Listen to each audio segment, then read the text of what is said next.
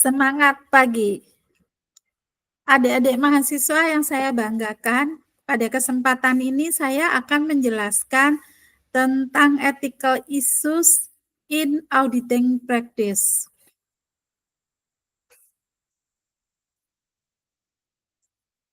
Tujuan dari pembelajaran etika bisnis terkait dengan materi tersebut adalah diharapkan mahasiswa mampu menganalisis ethical issue in auditing practice. Sebelum saya menjelaskan tentang etika atau isu-isu etika di praktek-praktek auditing, terlebih dahulu perlu dijelaskan tentang akuntan publik. Akuntan publik merupakan akuntan profesional yang memiliki tanggung jawab besar kepada publik. Kemudian, atas tanggung jawabnya tersebut, akuntan memberikan informasi perusahaan kepada publik atau kepada masyarakat. Nah, informasi yang diperoleh masyarakat dimanfaatkan untuk pengambilan keputusan investasi.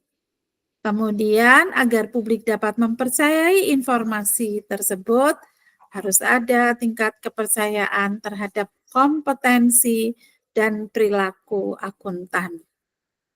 Perilaku etis diperlukan dalam profesi sebagai akuntan untuk mencegah penipuan dan mendapatkan kepercayaan dari publik. Artinya dalam konteks tersebut, akuntan publik itu memberikan jaminan atas kualitas informasi akuntansi perusahaan kepada publik sehingga memberikan membangun kepercayaan publik untuk memanfaatkan informasi tersebut dalam pengambilan keputusan bisnis.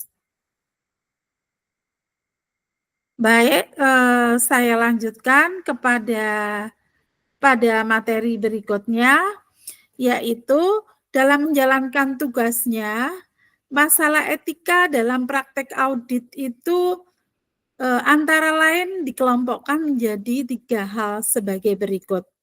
Yang pertama, terkait dengan konflik kepentingan. Yang kedua, masalah independensi. Dan yang ketiga, dampak teknologi digital.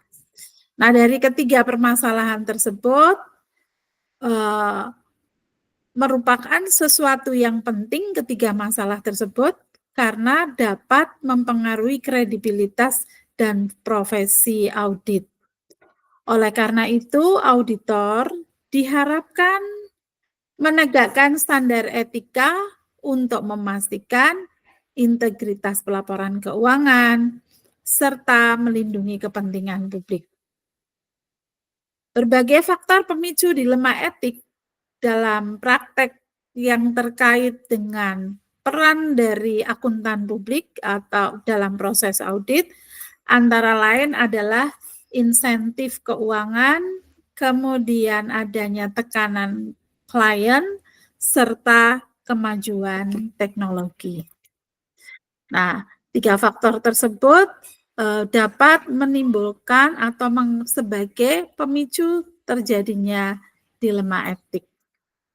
Oleh karena itu, keberartian etika akuntan publik itu menjadi sesuatu hal yang sangat penting.